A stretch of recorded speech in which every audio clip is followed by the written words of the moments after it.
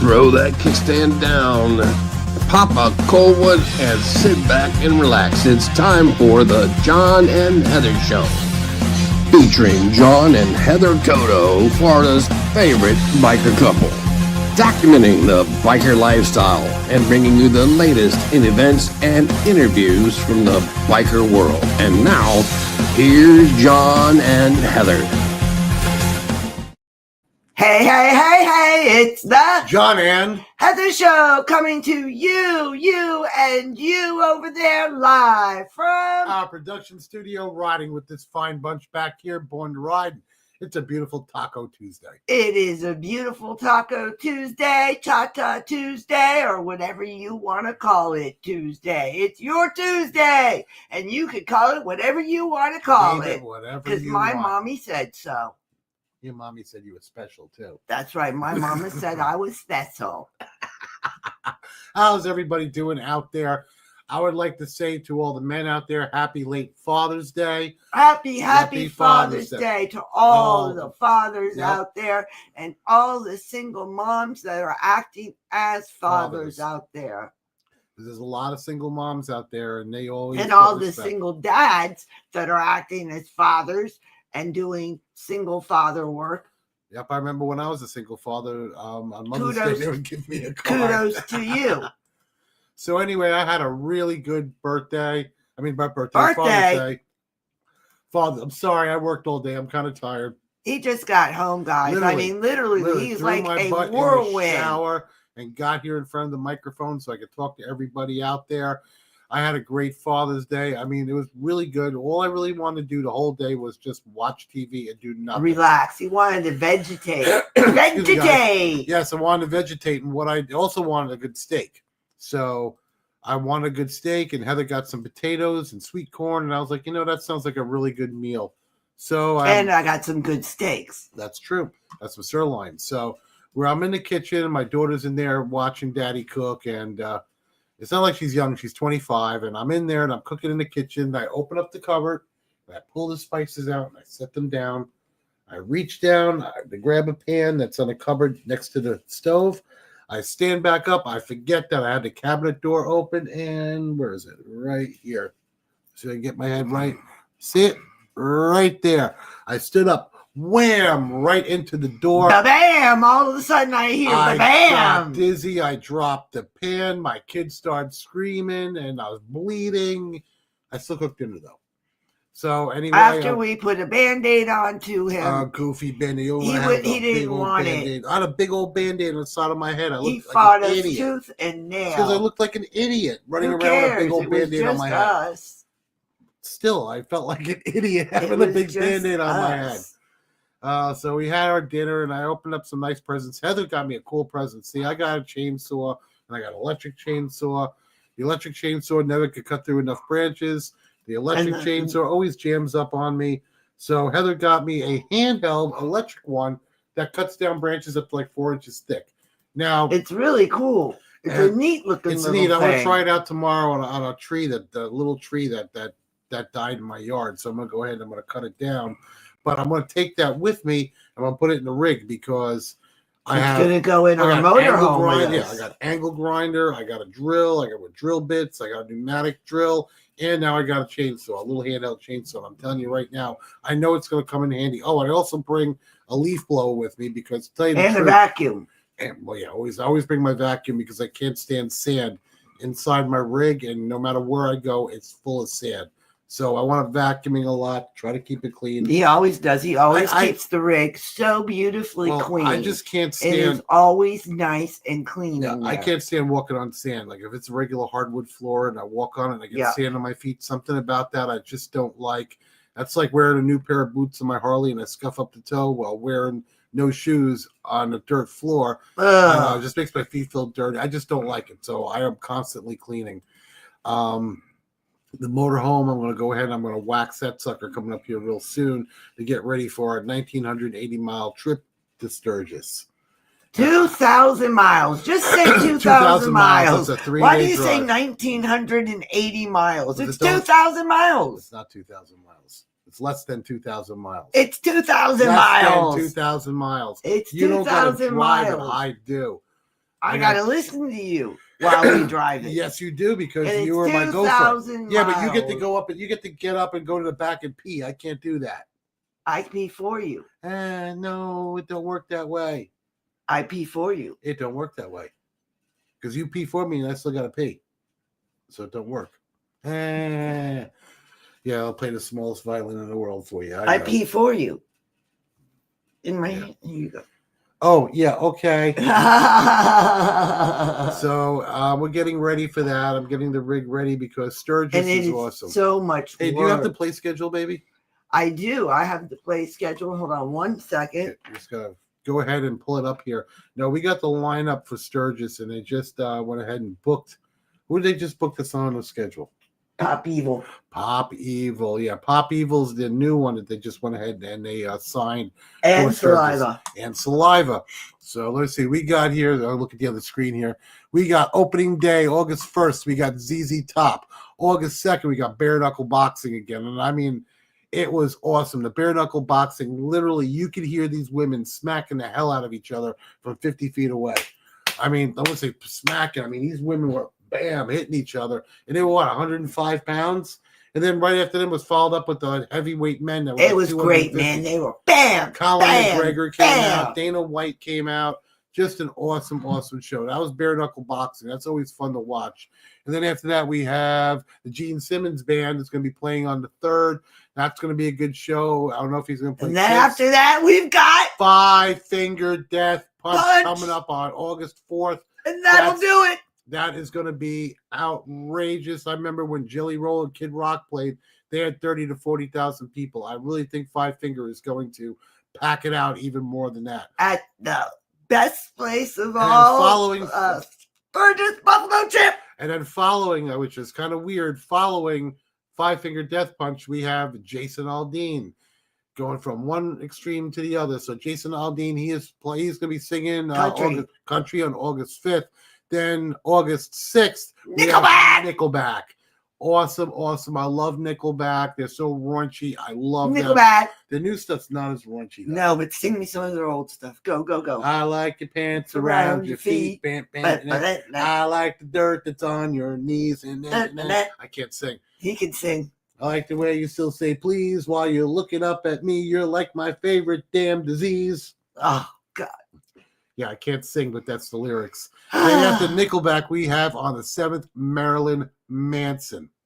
Can't get better than that. And don't forget, we also have Saliva I think and they're gonna Pop Evil. I think somewhere in there they're going to put Well, them Pop too. Evil's August 9th. Okay. Pop Evil is people. Pop Evil is August 9th.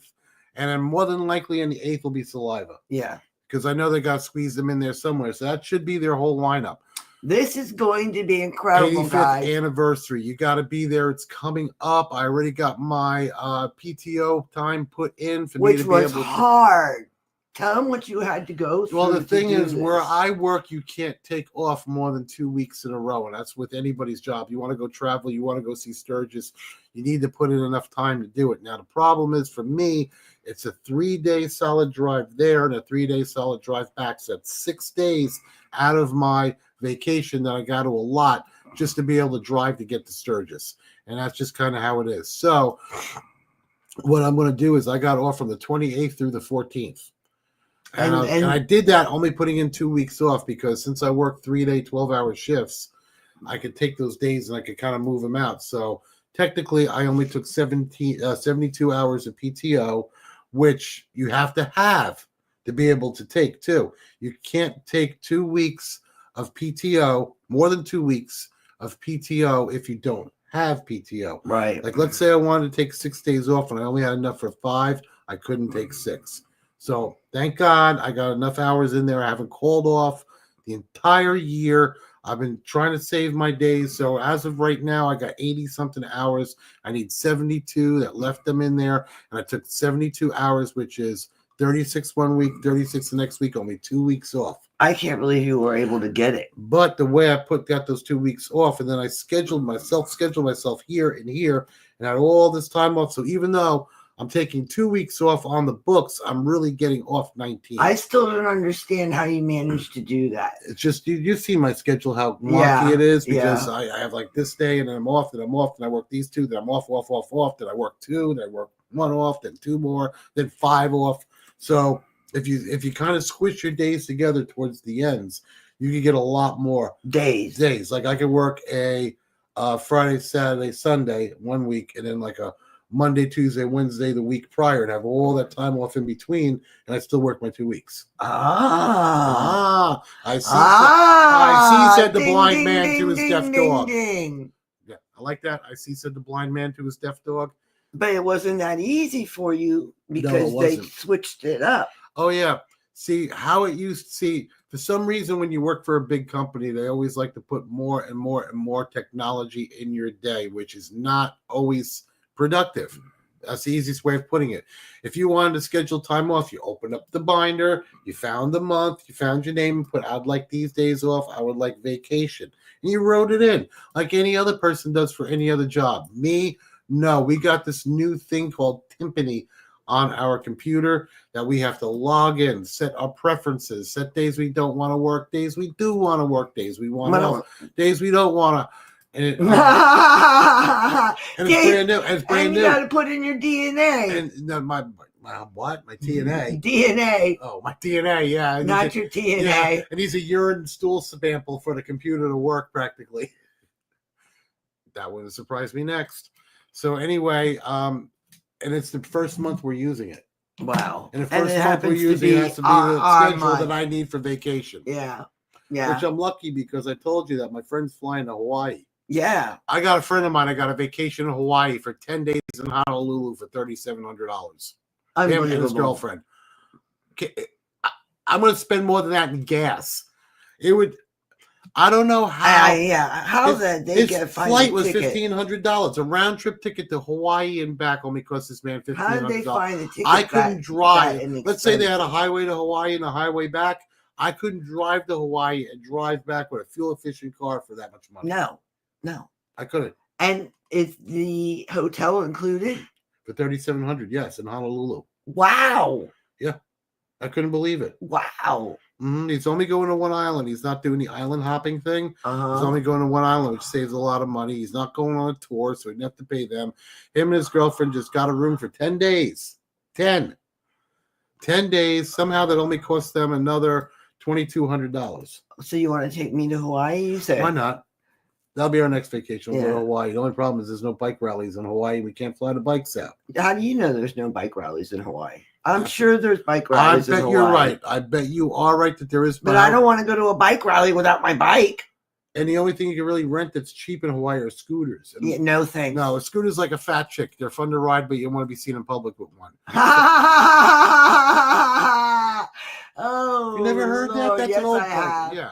Yes, I have. Yeah, so what is she? If somebody says I'm dating a moped, you know what that means. That's like a woman with a butterface. She's beautiful. Butterface. I don't know when the girls were talking about butterfaces today, and I was laughing my tail off. I just couldn't believe it. So anyway, we're getting everything ready. We're getting the bikes ready. We're trying to get our trip in order. But to get our trip in order, we need sponsors. And we have put out a lot of sponsorship information. So if you're one of the sponsorship requests.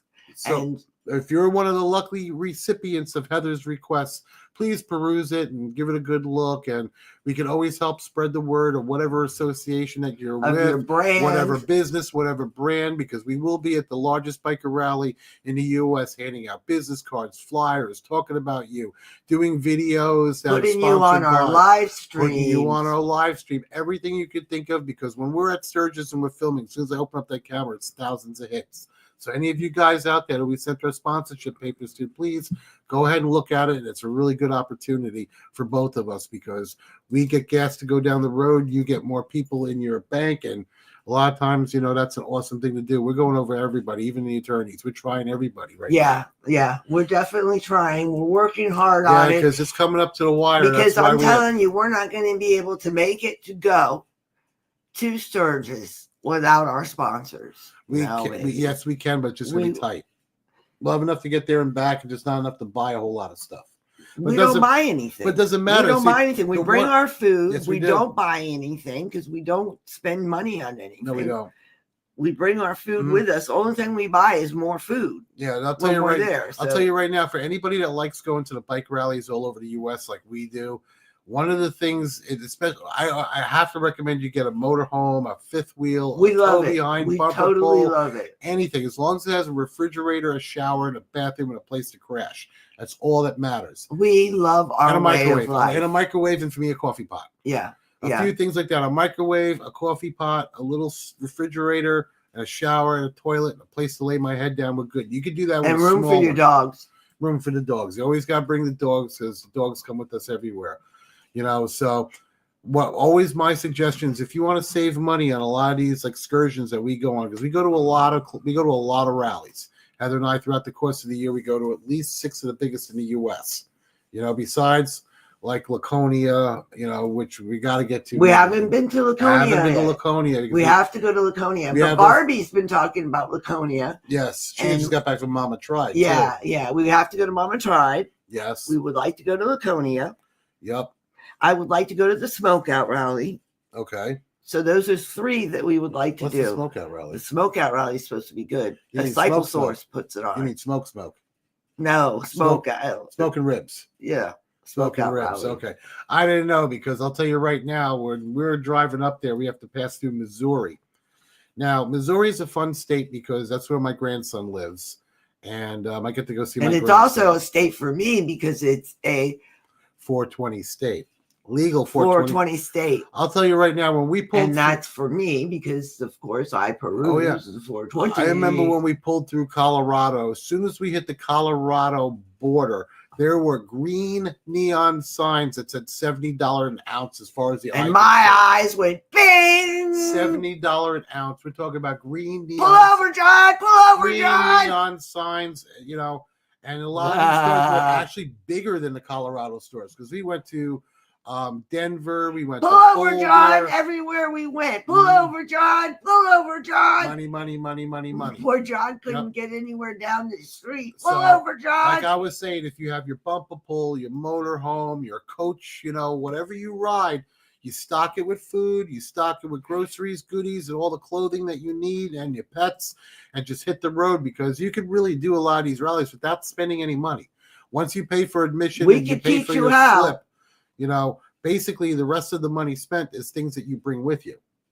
The only thing you got to really do is fuel up. We can show you how to do it economy way. You could do it on an economy, but you could do it bougie on an economy budget, which is nice. Yeah, because we do a lot of that, and we do it bougie. I mean, we look bougie on economy. we might look bougie when we do it, but we are on a budget. I mean, we are on a budget. I mean, no matter what I do, we have to be on a budget because we're not made out of money. I mean, we're not. John works hard. I work hard. I make hard. good money, but I'm not unlimited. Not like a lot of people that we know that show up with a 47-foot tandem axle, and all those with the three-way steering. You had a new big rigs. The back tires turn too, so you can make a better turn. Yeah, those things are that, but we're talking $500,000. Even our rig brand new is super duper expensive. That's why we got ours secondhand. Yeah, but we got a really, really nice secondhand rig. We got one with a diesel engine. That's something else I also recommend. If you like going around diesel. If you like going around, diesel. If you like going around to all of these rallies like we do, and you got to tow, especially if you need to tow some weight, because my trailer, my motorcycle trailer, my Harley trailer with the refrigerator and the AC system and the heater on it and all that stuff, it's a 3,500-pound trailer, which is still kind of heavy it's like 15 feet, 14 or 16 feet with the tongue. And it holds my Harley, Heather's Can-Am F3, which is a 1,500-pound bike, and then my Harley, which is 650 pounds. So I'm rolling an extra ton back there just in Harleys and motorcycles. And then we put a lot of the gear back there that you don't want to jam the trailer full of. Yeah. Like last year when we pulled through, I went to go see my grandson's for his birthday. So literally I had 22 presents in the back. So it wouldn't go all over the place. We leave it back there. That's more weight. So, you need to get something with some towing capacity too. So I really recommend you go tow. You need to tow with a truck, or you need to go get yourself a motorhome that has the fifth wheels are very nice. Fifth wheels are really nice. I like easier to maneuver too. They're easier to maneuver than a bumper pull. Yeah, they are. A lot easier to maneuver. But I like personally, from our experience of everything that we've gone through, everything that we've done in the past 6 years, I would definitely say the motorhome is the way for us. For us. Everybody's different. You're going to like what you like. You're going to want what you want. You're going to have different needs. But for our needs, for us, for our family, which is us and our dogs, we like our motorhome. Yeah, now, when you have the motorhome and you go to these rallies, you also got to remember one thing. These places are bumpy. Hilly, bumpy. Yeah. Now, a lot of these big rigs, your ground clearance is like 10 inches. And I ran into that in Sarasota for a Thunder by the Bay. I had to pull through a field and then make a left, and then I had to go up and I had to go over the road. Now, each side of the road had a little divot on either side so the water could rush through on either side in case it rains hard. That little divot, which was this, bottomed out my coach, and I ruined my mud flap on it. $1,000 mud flap. $1,000 mud flap gone. I pinched it and pulled and it it wasn't like that either. It wasn't that simple because the damn thing dragged for a long time. And so we could both get underneath the bus. And I get them rusty bolts off. And get the rusty bolts off and pull the mud flap off. And the mud flap was heavy. Yeah, the mud flap weighed about 50 pounds. It took both of us. Because it's the entire length of the backside. It says Newmar and these chrome letters. It's 8 feet wide. It's the size of the coach. The problem is, on the way up there, I ran over one of them highway gators, is what I call them. It's like when the highway gators. Well, that's what they look like. The retreads on your big rigs. A lot of times those retreads, and I think they should be illegal. I don't care. I know they're cheap, and I get it for guys that have to keep tires on their rig. I get it. But those things, if they rip, they shear off in a sheet. And when it hits the ground, it's kind of like this, and it has the treads on top. It literally looks like a gator breaking the surface. The back end of a gator, like here in Florida, when you see a gator hovering on top of the water floating, and the back kind of sticks up, you see all the ridges on it. That's what one of those tires look. Now, most of the time, they're harmless. You can drive around them. It's rubber, ding, ding, ding. You hear it flop around, it moves. The problem is when you have a big rig like I do, I hit it with the back right wheel and shot it straight back. It bent the mud flap out like this, hit the fender of my trailer, bent the fender up against the tire, and flew over the top. Imagine if somebody's behind that on me on a bike. It would kill them. It would took their head off. It would have killed them right away. I saw an episode of Mythbusters when they actually had a dummy with the neck in it. They put like a skeleton inside of it. No, that was the CSI one that you were watching. Oh, okay. They got the thing from the Mythbusters because they put the retread in a ball thrower with the wheels on either side to spin, shot this sucker out and took the head off a mannequin. So I know there's enough power to dent a fender straight into the wheel and do one of these. So only thing I got to say, guys, is if you see something like that, straddle it, keep your eyes open. When I hit it, it was raining out. I didn't have a choice. It was raining out. I just sucked it up and went over the top of it. We had to keep going. The problem is when you're rolling that big, you don't feel or hear a lot of that stuff. I dragged my trailer one time all the way through Ocala when I broke the hitch. Yeah, I put an extension. That's something else. Yeah, we wouldn't have known. If you're going to tow anything over 7,000 pounds, do not put an extension on the back of your hitch. No, do not put an extension. I don't care because the ones that are rated for 10,000 pounds, they're not that long. I got one that was longer. I put it on my rig and realized that the one that I had was the same damn length. And I couldn't connect them together. I had them connected together when I had the trailer on the last time. And that sucker started bending like this to a point I was dragging the trailer down the road. Some old biker was next to me going, "You're dragging your trailer." And we would not. It's only because I turned around, looked out the window, and saw this guy going, "Hey, hey!" Because we had our windows, and you don't have roll down windows in the motorhome. No. We had the doors shut. The radio was on. Yeah, they don't open. They pop out. You can't pop them out when you're riding down the road either. So we were able to fix that, and I had to pull over. And then the corner I had to make, I couldn't take it. I jackknifed the rig. I bent the ladder. And this was when he had his accident. Oh, yeah. I remember that. I was driving home from Jennings, Florida after I crashed on the track with 2 broken hands, driving my and a rig. broken foot. I was a pain in the ass, man. He was on crutches. Trying to drive with casts on both hands like this because it's just a little bit much for Heather to handle. I mean, I've never driven it. Baby, I love you, but it's a lot. I've never driven it. I know. Dragging the trailer. I know. I no, thank you. Oh, I ruined the piston on it, and I had an 8,000-pound piston. I ruined the piston. Second one, I ruined the other one going through the Badlands on the way to Sturgis. Yeah. I hit that quote unquote bump. Bump that the sign says bump. As soon as the rig went up and over it, the back end bottomed out. It hit the piston and bent it straight back. Ruined that piston. Couldn't get it off the rig, so I couldn't level the damn thing. So the rig was crooked the entire time we were there. And it says bump. Bump. I hate it when it just says bump. Bump. Yes. That's all it said was bump. That was it. Just bump.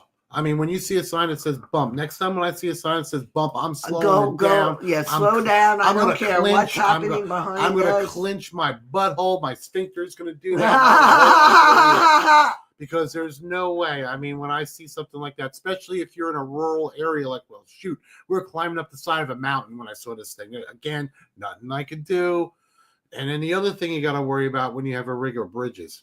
That's something else that a lot of people don't realize. See, my bridges are scary. Let me tell you, coming up on a bridge is they're scary. not coming up, going under. Oh, yeah, going under. Oh, my God. See, going over a bridge is nothing. As long as you can keep your lines, you're fine. You might be tight, but you can keep your lines. Now, my rig's 13 and a half feet with the ACs and the satellite dish on top of it. It's tall. So I have to use the same routes the big rigs use because those trucks are 13 and a half to 14 feet. So I don't hit a bridge. No joke. Don't hit a bridge. And I'll tell you right now, trees are the other thing. If you go through, you have to go through quickly through a neighborhood that has a big road. Sometimes they'll take you through there. It's actual truck path. Trees, like on the way to Daytona Beach, I take a back road because I live here in Florida. And I ran through this one area that had vines hanging off of trees. Mm-hmm. Man, I thought I busted the windshield. One hit the vine. Yep, I remember. Man, I had to pull over. I had to check it out. It was bad news. And then the other thing with bridges, you have to make sure that bridge is 14 feet because anything less than that, you're going to rip the whole top of your rig off, take off the ACs, rip them right off, and your rig is shot. Once you rip the roof off your rig, you might as well just sell it for scrap. Yeah, because you're screwed. Well, the insurance will just trash out the vehicle. Yeah. That's all they can do is trash the vehicle out. Because you rip a roof off a motorhome, trying to put one back on, it's not going to leak. No. It's next to impossible. Hell, just the washers and dryers for us, $2,700 when I hit $2,700 for a washer and dryer that is smaller than the ones you will buy for your home. The washer is 1.6 cubic feet and the dryer is 3.5. No joke. And then you can't just buy a washer and dryer for a motorhome. You have to get a marine RV one because it's the only ones that fit. The other stackable ones are an inch too wide, and they make them that way on purpose. And Camping World's the only one that carries them for $2,200 for itty-bitty little machines. Yep. That's just how it goes sometimes. That's just the way it goes, and you have to do it, and you have to get the correct measurements. You got to make sure 20 and a half inches deep, or else the hoses don't fit. And let me tell you something. Taking out the old ones took 4 of us. Oh, my Lord. Because not only did it come crashing down, but somehow it filled with water. So I had a washing machine filled with water that was non-running, and I couldn't get the pump to work because the circuit board literally cracked in half because the mounting brackets broke. I hit a bump, and it shot up, and they both shot down. The top dryer actually bent, and it wouldn't shut the door. And the washing machine cracked, and it cracked all the hardware inside of it, the board, everything was shot. It was gone. Gone, just from hitting a bump. Just gone. Like it doing this because it probably bang, bang, bang, bang, bang like this, and that's what. And we had no idea what's going on. We had to suck the water out with the shop vac, and then this one forgets to take the filter out. Sorry, I couldn't smell nothing but mildew. I opened it up, and the filter's fuzzy like this thick because it got. Now we got to try to find another filter for it. I know. And we will. I know. It's just, Never fails. No, it Hey never guys, fails. by the way, what Check do out you our think hair. of my new do? You like it? It's red on red on red. What do you think of that do? Red on red on red. Red highlights, red low lights, red hair color. What do you think about that color, baby? You look so cute in short hair. I remember when you used to try growing it long. Yeah. And you always fought with it. That's so much easier. I love this hair. It's so much easier. What do you think of the color, guys? Now It's- that's some red, baby. Yeah, she told me she wanted her hair to be the most unnatural color you could imagine, and that's the truth. I'm not lying. I wanted orangutan She wanted like red. the color of a baboon's ass. I did. I wanted bright red. And look what I got right here. Right. We did right. it here, the money shots, because that's what they call it apparently. Money shot. Right here. You know what a And money then shot we is, right? You know what a highlighted. money Look, shot is, right? no, I don't need that. That's later on, baby. Oh yeah.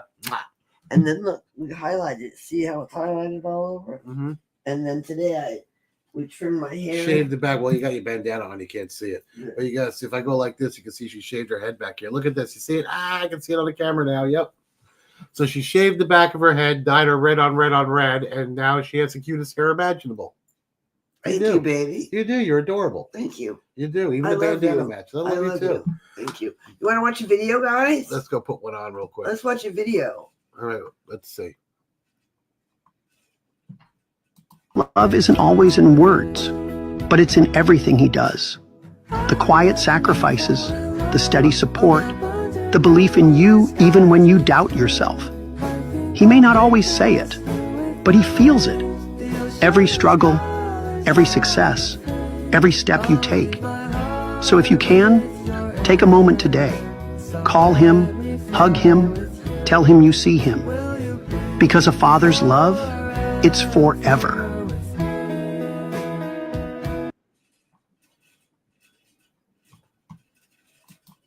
Alrighty, guys. Mhm. That's for all you fathers out there. We just wanted to say Just give you a again, little video. happy Father's Day to all you fathers. Yes. Thank you, thank you. And we wanted to tell you again about our special guest, Robert Pipes, Jillian. Scroll down a little bit. And we're going to have him on. We told you a little bit about him and what an amazing first builder, class fabricator. metal sheet. Everything. That's why we well, got pictures of his bikes. We can show you. everything. Yeah. I mean, I'm not even going to list just one thing because he's everything Yes, he is. fabricator. Yes, he is. And we're going to get into the nitty gritty about that in just a little bit. But we're going to bring him on now, and he's going to tell us a little bit more. He's going to give all you guys a little bit more in-depth stuff. We're going to show you some pictures, That's right. and he's been gracious enough to give us some video. Okay, wonderful. So if you're ready, Pipes, give us a thumbs up. All right, he's ready. Let's bring him on. How you doing, Pipes? Very good, very good. It's Another- a pleasure to see Yes, good in you. here. How you doing, brother? Absolutely, man. Great day. When you Happy get up in the Father's morning, Day. Yeah. Thank happy you. Father's Day. when Thank we all get you. up, when we all get up in the morning, and we can stand and rise and open our eyes. It's a great day. That's right. And feel the wind in your face. We It got, definitely is.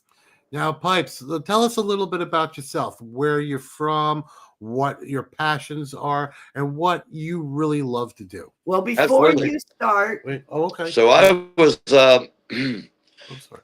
I was born in Jackson, Ohio, Mhm. and I was raised in a family that my father was a multi-war vet that didn't work from the time I was born. Okay, and then he would let my mother work. So we were born in I was raised in a very, very extremely poor family. So and as I was growing up, my sister was very ill.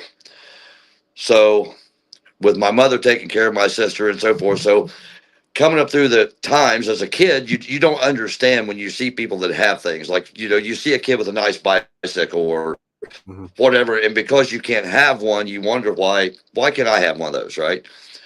I didn't understand. I was a kid, and we had no money. And I was raised that by the time I was 7 years old, I would milk our cows before I went to school in the morning. I milked the cow when I come home at night.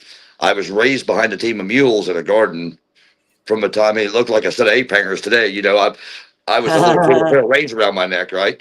So to make a long story short, is when I become about 8 or 9 years old, the BMX bicycle thing was a big deal. Mm-hmm. And we had some local farmers around us that were pretty wealthy, I guess wealthy as standards were.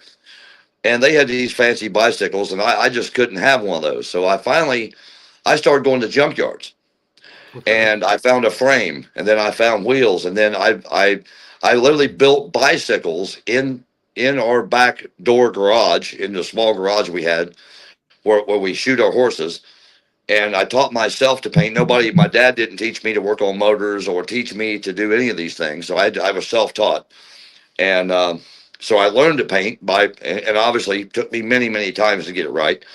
And anyway, so I started building BMX bicycles in the 80s, late 70s, early 80s. And lo and behold, the first one I ever built, when I got it done, the wealthiest kid in the neighborhood wanted to buy it because you couldn't buy something that looked that good at a store. So anyway, so I found out, I guess I found out a lot about myself as I was coming up. You have to have a vision for design. You have to have a vision for collar. Collars are a big deal as well, right? Mm-hmm. So anyway, hidden so talent. I graduate. So I come up through that deal as a kid. At 16 years old, I left home. I lived in my truck. I stayed in my truck, got into the sheet metal trade. At 16. And 16 years old. Yep. I graduated at 16. And I was sleeping in my truck. The company I started at, which by the way is the one that I'm partners in today. Good for you. But anyway, I left there. I was only there for a short time, but throughout my career, I moved around the United States. I moved different states and so forth as my career in sheet metal took me there. In around 1989, I moved to Memphis, Ohio. I was in Indiana. I moved to Memphis, Ohio, and I had a 1983 CB750 Honda motor in a 12 over Springer chassis, and put this bike together. And I ride out the highway, and next thing I know, this guy chases me down, and his name was Mike Crawford. Well, Mike Crawford, which I didn't know at the time, Mike Crawford was one of the finest motorcycle fabricators, probably through the 70s and 80s. Wow. He had more talent than any man I've ever met. What Mike didn't have was personality. Mike was a really dry personality, highly talented. And Arlen Ness, Arlen was one of his best friends. Due to fabrication. I mean, Mike was super talented, right? And he runs me down. He said, I don't know anybody that's crazy enough to ride something like that, because I had a 12 over Springer on the front, right? So he invites me to his house, and he was one of the best motorcycle fabricators out there at the time. And when I saw his shop, I'm like, holy shit. So I was a good metal fabricator, but just by trade anyway. He taught me the things I didn't know, and refined my skills of, like, if you're going to build a gas tank, or how do you use a power hammer or a shot bag or an English wheel. So Mike taught me all the little things that I didn't know, and then we became great friends over the years. And as bikers all know, I think you all the same age as me. I think we're really close in age.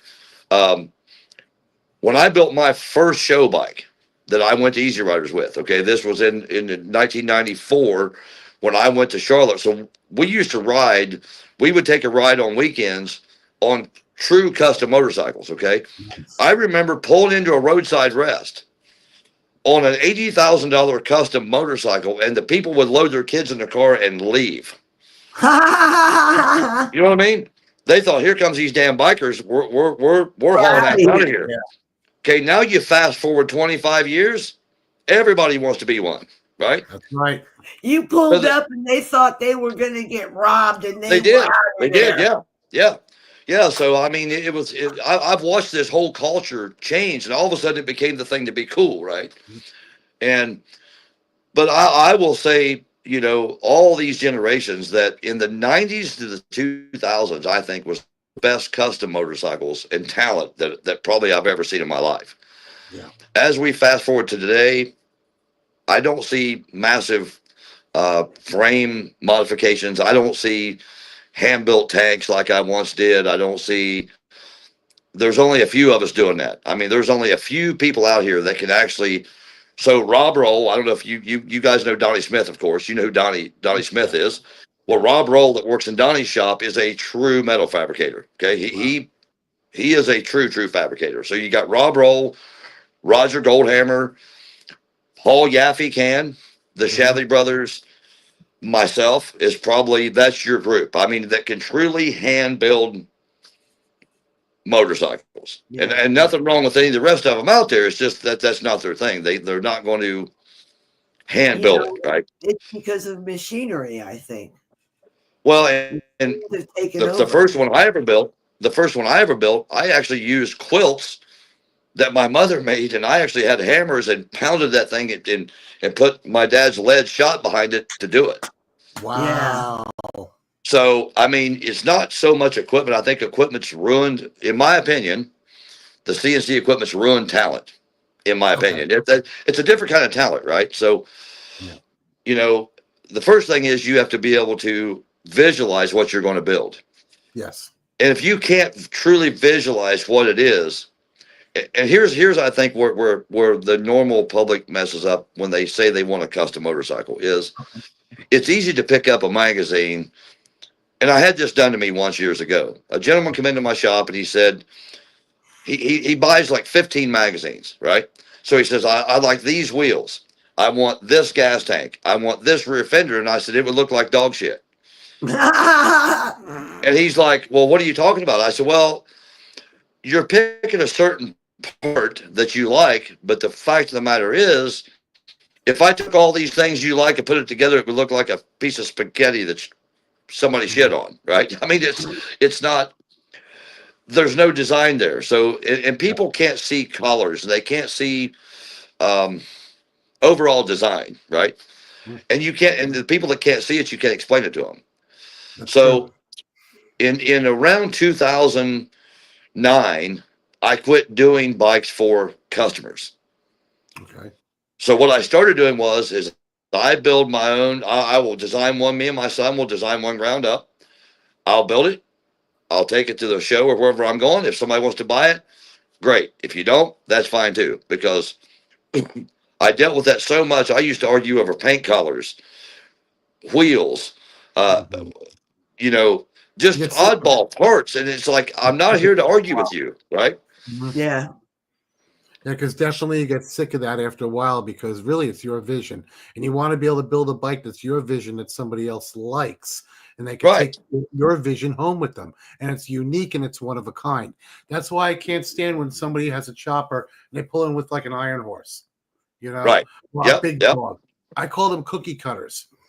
Yeah. I really do. Like when I'm like, let's say I'm judging a bike contest and I got like a total custom bobber, and then I got like the $70,000, bike, or, but it's one I've seen 50,000 times. There's a 30-inch wheel on it, no wheel on the back, bags and a swooping tail. Next bike next to it, swooping tail, big wheel. It's the same thing, different color. That's why I like bikes that are unique. And those are the ones that I like to judge. Not so much the cookie cutters like you see everybody else riding. What everybody does is that's why, and I made an individual mad a few years ago. They said, "Did you see that?" They asked me if I seen such and such a bike, right? And I said, "No." I said, "I don't mean this to sound the wrong way. I don't want it to come off the wrong way. I don't buy a magazine unless I'm in it."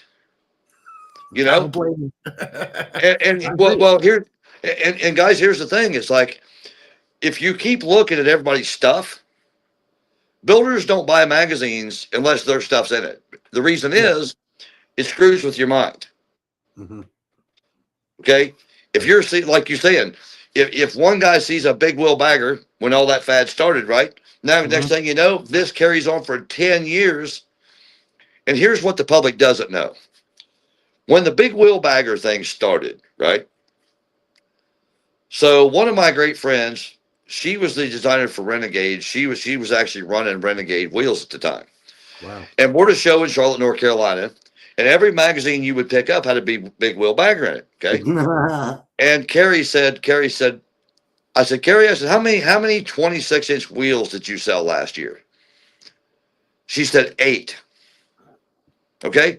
Now, This was wheel blanks. They're the ones making the blanks for whoever made the wheels. I got you. So you're talking about 8 blanks for the entire year for the entire bike industry. All right.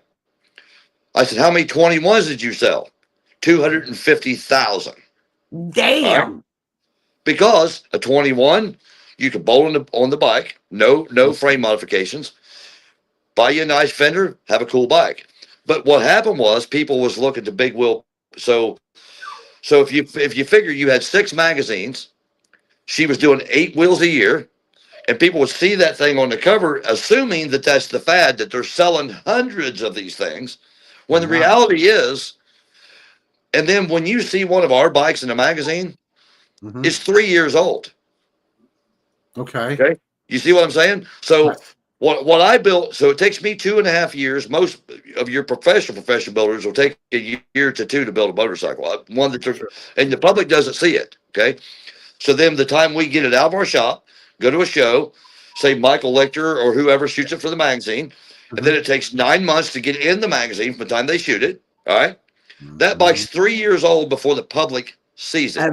Yeah. True. We've already moved on to other things, and the public is following this fad that was 3 years ago. Gotcha. You see what I mean? Yes. Yeah. Hey, And then you guys go. Then you all go to a bike event somewhere, and you show up at Daytona, wherever, and all this stuff, it's everywhere, and you're already started looking at it. Yeah. Right. true. I mean, so Well, we got some of your bikes here. Let's show some of your pictures, and you can describe what I'm going to show. Let's start from the beginning. Hey, click on the stage. There you are in the shop. Yeah, I'm in the shop welding. Yep. Let's see, this the next one. That was me. So that was a bike that. So I was 6.5 years old, almost 7 in that picture. Okay. And all the people around me had new bikes. I mean, I always had 10-year-old stuff. But so my dad put me on a mini bike when I was 3.5 years old, 4 years old. I still had a binky in my mouth. So that's how long I've been riding motorcycles. Wow. And I used to have a CR80, 1981 CR80 Elsinore. I was really close to that. Nice. Now, the bagger you have up there now, that was Michael Lichter's photos. So that was a deal that Dave Nichols of the Easy Riders, when the bagger fad hit, asked me to build a bagger. And I agreed to do one. And I'm not a bagger fan. That's not my thing. Okay. So that is the one and only ground up bagger that I ever done. Now that particular bike, I've done other baggers, but not to a show extreme. I mean, this bike was that bike there is 161 horsepower to the wheel. Wow. And all the body work is aluminum. That is handmade. That is not Harley's fairing. That's not Harley's bags. That is handmade aluminum body work. It's the beautiful. entire motorcycle. Yeah, you gotta get the tank Look around at the the jug. lines I like how right you get the here. tank around the jug like that. Yeah. So what I do is I put the engine in the chassis. That bike, I drop the neck 1.5 inches. And then it required 2-inch backbone stretch because that's a 23-inch wheel. Yeah. And then I pulled all the brackets for the fairing. When people rake them, the fairing's out. If you look at most rake bikes on a bagger, the fairing's out past the tank. So what I did was I pulled all the fairing back all the way back into the gas tank and dropped it and squared it. So if you can lay a level on that motorcycle anywhere you want to level it, everything is dead square. Wow. Beautiful. That bike took 3 years to build. Wow. This FXR, that FXR that you have up there now, it won every single Rat's Hole Best of Show in 2012. Corey Evers that we done that with. Corey's a good friend of mine. That's the third bike that I built him. He wanted, his goal was he wanted a Rat's Hole Best of Show. And you guys have seen the Best of Show rats. They're about 3 foot tall. And yes, they are. A great trophy.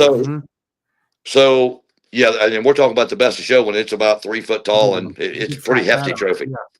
So I told Corey, I said, okay, here's what we're going to do. You have to build the bike for what you're going after. So his goal was to win the Rat's Hole.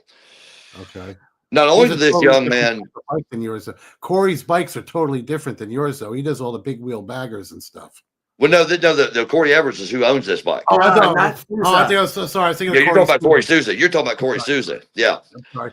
Yeah, Corey Everts is who, and Corey, this guy I'm talking about, was working in my shop. My Snap-on man introduced us. I ended up building him his first bike. I built him a flat black FXR that was on the cover of American Iron, and then we did this one. So when we did this one, he took it to every single Rat's Hole show in the entire United States of that year. I'm talking Panama City, Johnstown, Daytona Beach. That bike right there won 6 Best of Show Rat's Holes in a row. We won every single Rat's Hole Best of Show. We competed against everybody's motorcycles. Everywhere. And Wow. that's a cream color. You don't see a cream bike a whole lot. No. That's a celery stalk green. It's called That's celery a- stalk. I And love here's it. the thing. And here's the thing too, guys. I'll tell you about custom builders. When I say hand built, you never ever take a sheet metal bike that's got that much work in it and bury it with graphics. Okay, you don't put naked ladies on the back fender and Takes away from the big- bike. well, because when people do that, it's the painter, not so much who. There's no build method there. Okay, so that bike, if you notice, it's a basic graphic on the tank. Mhm. That's it, because there is so much work in that motorcycle, metal wise and chassis. You want to take away from. That's what you want to take away from- showcase. Is you don't want to and take not away- now the paint is, you can walk through the paint on that bike. Don't get me wrong. It looks like a piece of glass, but we don't bury it with a bunch of graphics. This is like Perwitz paint. Yeah, my Tim Hines has done pretty much every motorcycles. Tim's up. He's getting older now. I don't know how many more he's going to do for me, but he's done it for 30 years for me. And you do all those custom swing arms too, I see. Oh yeah, I build all. Yeah, that's one of my traits. Is they got to have neck rake. I build all my own swing arms, extended swing arms, and all handmade metal. That's a Sportster chassis that I'm working on. Mhm. That's all handmade metal. Look at The this. only piece of steel on that bike's the gas tank. all the I rest of it is love aluminum. your lines. I This know. looks like a space mobile. Yeah, 'cause you got that circle around the engine. I mean, it's awesome. Let's see. That's the other one. he Well, has that there. and that's one of the things that they taught me years ago was just say Michael Lichter is a good. I'll tell you, that's why I like Michael Lichter is you showcase. So basically, you got this metal work on the motorcycle, right? And you got the nice profile, the lines, the stance is right, but the engine itself That's should beautiful. be its own picture. A motor should be its own picture. Yep. I definitely understand. I'm a photographer myself, and that's Yep, the same yep. way I do it. I'll do the close-ups of the motors. I'll get right in tight on the stainless or whatever they have on there, or if they do Yep, like yep. brass accents. I even love brass accents on motors. I just like how they look. Let's look at Like this. yours, you got all the blue lines on that bike, all the fuel lines, everything look like they're blue on that bike. It's cool. Everything. That's That bike there, awesome. I set a national record on that bike in 2010. That bike, Oh, my. we had to run 100-mile poker run Okay. and then drag race and ride it back. Ah! So Without blowing the that motor. bike run a 930 quarter mile to 146 mile an hour every time you drop the clutch. Damn. Wow. You don't waste That is- any Well, I'm time. looking at the length of that swing arm too. That swing arm looks long. That would be great on the track. for But we had demonstration. but it's a 70-inch wheelbase. That's a 70-inch wheelbase.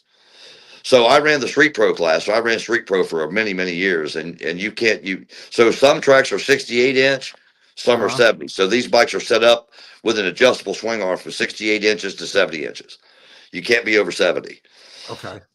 And then now today, that's why I quit running Street Pro, because today it's unlimited. You can have Yeah. power adders, you can have turbos, you can have, I mean, the whole all Harley drags was a great thing. Now it's just unlimited to whatever you want to run, which Now, whoever has the I most don't totally money to agree pour with. into an engine. But sometimes that's what it boils Right. down to. It's the most money to pour into the engine. When you restrict it, that means that everybody has the same horsepower. It makes it so much different. Then you got to do the Yeah. gear, everything, and tweak it to win. Like I love this type of. That's a soft tail, isn't it? yeah, it started as a Fat Boy. Really? Yeah, that was a Fat Boy. Then of course those are my trees. That's my front end, completely made Behringer brakes. I built 120. The motor's 129 cubic inch, puts out 156 horsepower to the wheel. the bike is stupid light. I used Acrot rims, machined the rims in my lathe to cut them down where they're flat centered. How Hand much does spoke it them all. weigh? About 499 pounds, less than 500 As pounds. much as one of your race bikes. Yes, Oh. that's right. That weighs the same as one of my Ducatis, one of my race bikes. Yeah. Wow, what And kind then of front it- forks are on that? I built that whole front end. I used American front end built me the tubes, but the trees I built, those are my trees. He Wow. builds everything. No, I was just. That's so awesome. amazing. What else we got here? That's And it. then, Now I've got the yeah. video. All right, let's show the video. Let's see a quick video. Yeah, his Yep. videos. We got his videos. Ready? Yeah. All right, they're going to be fast, so let's Okay, that's show them. fine. Yep.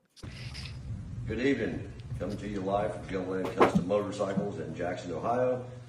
I was very humbled. A few weeks ago, I got contacted by John and Heather of Toto of the John and Heather that's Show in Florida. I'll be doing another podcast with them on June 17th at 9 o'clock p.m. Eastern. Oh, we got that one. Everybody tune in. It'll be on Facebook. We got that one. Let's do this one. Okay.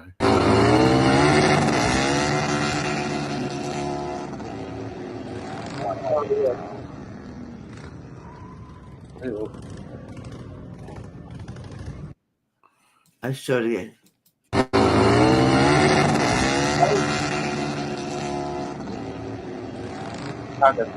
Yep. That looks like fun. Where was it at? Where was That's that at? That's Sturgis. Oh, that is. Oh yeah. All right, Nice. there's one more. Here's one more.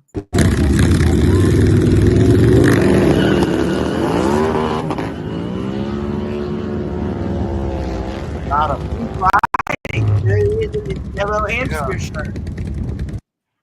I Yeah, recognize the shirt. Yep, you got him. You got him with pure power because you both took off at the same Let's time. watch and it you, Well, again.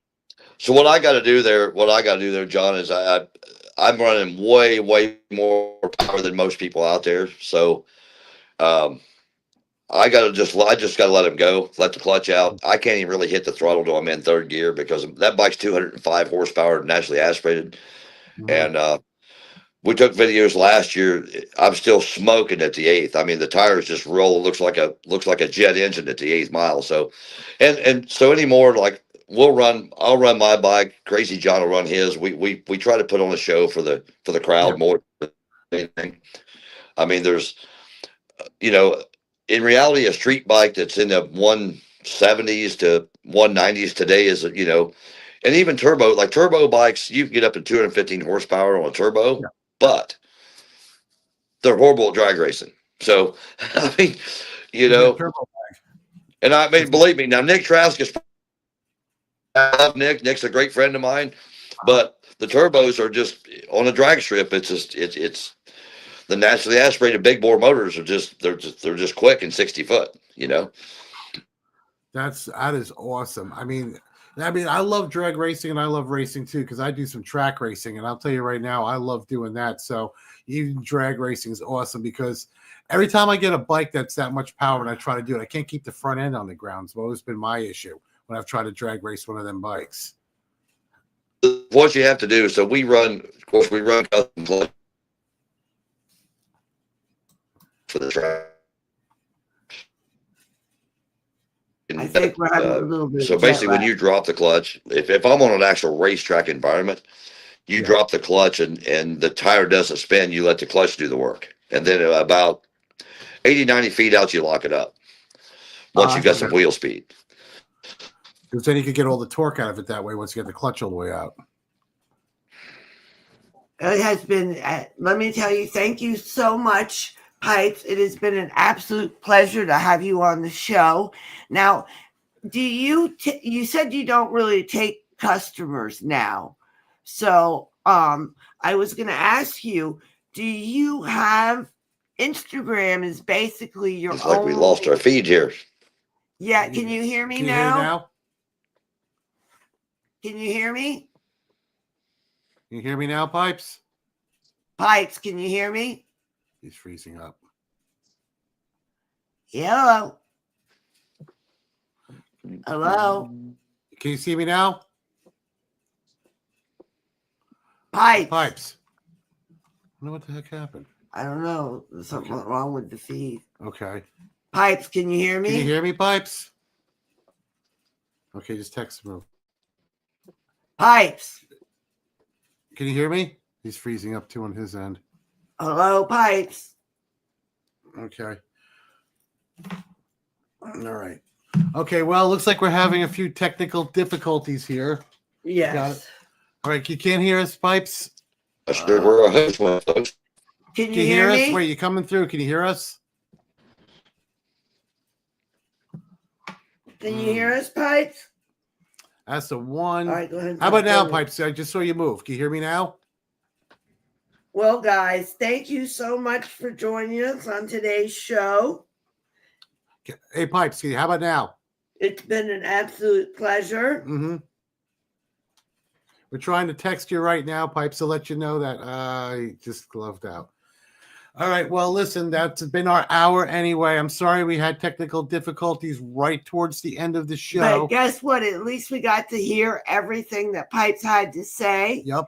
It's been an absolute pleasure listening to Pipes. What an extraordinary Very good. man. Yes, he was just an awesome dude, awesome fabricator, awesome builder. And that's Pipes. You can go ahead and look him up. Robert Pipes Gillian. And he's on Instagram. Yeah, Instagram. Robert Pipes Gillian. You can find him on Instagram. He's back right there. Let's try it again. Bring him All back right, up. let's try to bring him right back on.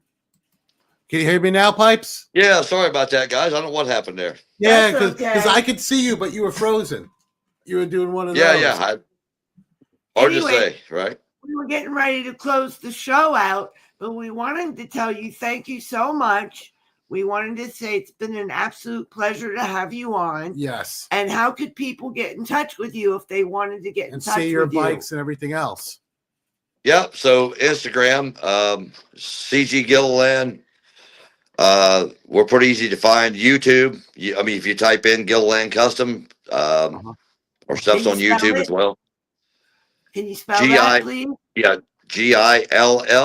GILLILAN Customs. And my phone number, all that's on YouTube from previous things I've done. So, and Instagram, and you know, I'm pretty easy to find actually. If you look me up, I'm pretty easy to find. And it's been such a pleasure. You make just Awesome absolutely bikes. beautiful I like your bikes. bikes because your bikes look more on the old school side, and you're my age. So when I see Yep. bikes like that, that's a motorcycle. It's not that I'm not a big wheel bagger guy. Even Yeah, when the yeah. Style first came out, I just don't like them. I don't Nope. like how they ride. I don't like anything about. A lot of people do. Like Corey Souza's talking about, his bikes go for $70,000, $80,000, $90,000. And they're beautiful They're bikes. beautiful, Yep. but it's just not my style. Like me, I have a CVO Get it. Softail. That's what I I get like. it. Yep. No, but So some I'm so guys, we're building a Softail ST with the ST fairing. I'm not a backer either. I rode a Softail ST. I like the way it feels, but it needs some refinement. So Yeah. in collaboration, so this coming summer, fall into the winter, Yep. we'll be debuting that. That'll be between Brock's Performance, Viddy's, DCV Twin, and myself. This will be an advertisement piece for all of us. It's going to be a couple hundred horsepower, naturally aspirated. It's going to be a sweet machine. So I hope I run into you guys somewhere. I'd Well, love please for you to come take a back ride on on it when we're done. Yeah, come back on the show. Send me some pictures. Tell me And where you're come at. back- I'll shoot the bike. Yeah, come back on the show. Absolutely. Absolutely. So I look forward to debuting it, and I'll see you guys at one of the events. And by the way, one of the other cool things this year is I'll be in part of the meeting of the legends at Rick Faylis's in October of this year. Mhm. I'll send you guys the dates because I mean, Rick Faylis is in Dallas. All the legends what's the meeting of the legends obviously is all the bike builders that's been in it for 20, 30 years. We're going to meet there, meet the public. It'll be a great time. It'll be at Rick Faylis's place, Strokers Dallas in Dallas, Texas. So that'll be a good event. I'd like to see y'all that come out there. Marilyn Stemp will be there. The editors will be there. Be a good time. We So- love Marilyn. Oh, we love Marilyn. We love Oh, her. Marilyn's a sweetheart, man. She's She's an awesome person. she's Well, an icon of the sport. Yes, she You is. know? That is 100% true. Now, Pipes, thank you for being on the show, brother. It was a great episode. I love your bikes. I love your builds. Stay in touch. Keep the faith. Keep it shiny side up, rubber side down, because I just love what you do, man. Thank you so Absolutely. much. Thank you guys for inviting me. Good to You talk to have you. a wonderful You night. have a wonderful night, Pipes. You bet. Thank you guys. Have a great one. Thank you. Bye. Well, that was Pipes. You saw his builds. They're awesome. They're on the old school side. That's exactly how I like them.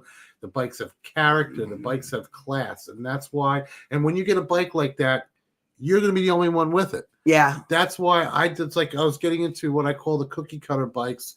And don't get me wrong, There's your nothing big wrong with dogs, them. Everybody has different the big opinions. dogs and your iron horses, and all those bikes are really nice. They are beautiful. But when I see one, I'm going to see 12 more.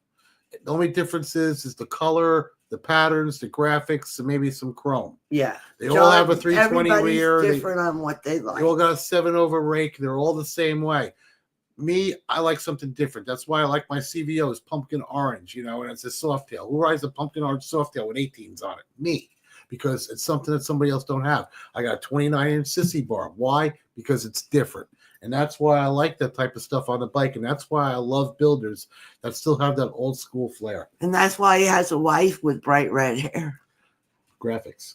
That's Well, guys, thank you for tuning into the show. We ran a little late today, but it's perfectly fine. Sorry for a little technical glitch that we had there. It's live. That's how it goes. I wanted to tell you to keep the faith, keep it shiny side up. Rubber side And down. remember, Keep it remember- adventure. adventure before For dementia. dementia.